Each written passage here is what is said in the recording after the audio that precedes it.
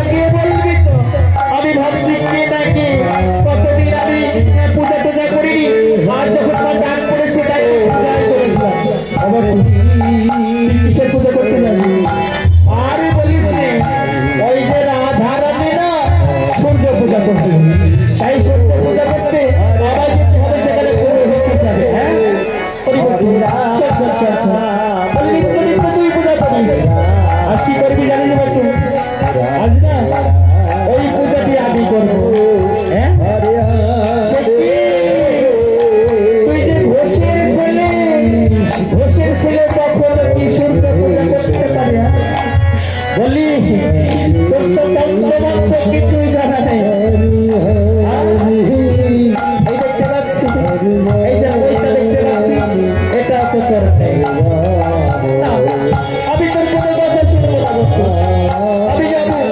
আমি যাবো সেই সূর্য পূজা করতে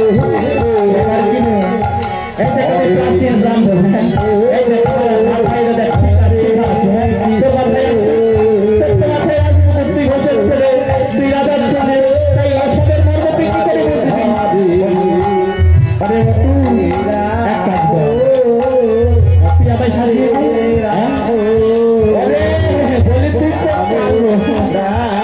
বলি কালো ব্রাহ্মণ এখন বাজারে চলে বাজারে সহজে না কি বললি আমি কালো তুই কি জানিস না আমি কালো হলে কি হবে আমি জগতে রাখবো তাই বলছি ওই দেখ বৃন্দাবনের মাটি দেখতে পাচ্ছিস ওই বৃন্দাবনের মাটি তুই আমার সরা করে নে আমি কালো থেকে ফর্সা হয়ে যাবো তাও তুই যাবি বলছি তন্ত্র কিছুই বুঝিস না তুই আমায় শিখিয়ে দিবি না সে আগে আগে বলবো তাও কিন্তু আমি যাবো হবে না তুই এখনো বলছিস বাড়ি চলে যা পারবি না আমি তোর কোনো কথা শুনবো না তুই আমায় ব্রাহ্মণের এসে সাজিয়ে দি আমি যাবো আমি গিয়ে আমি সত্যি যাবো বলেছে বড় বিপদে তাই কি করবে তাই বৃন্দাবনের মাটি চলে আসবে কালো মানুষকে পরিষ্কার করছে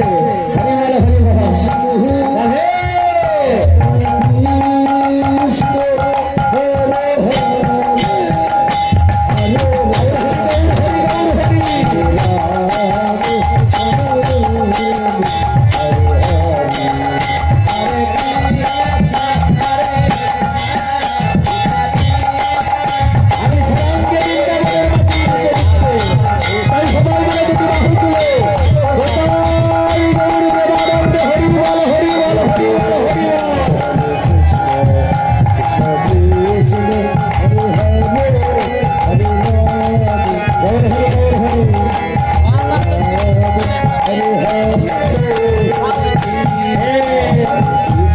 বুঝতে পারছি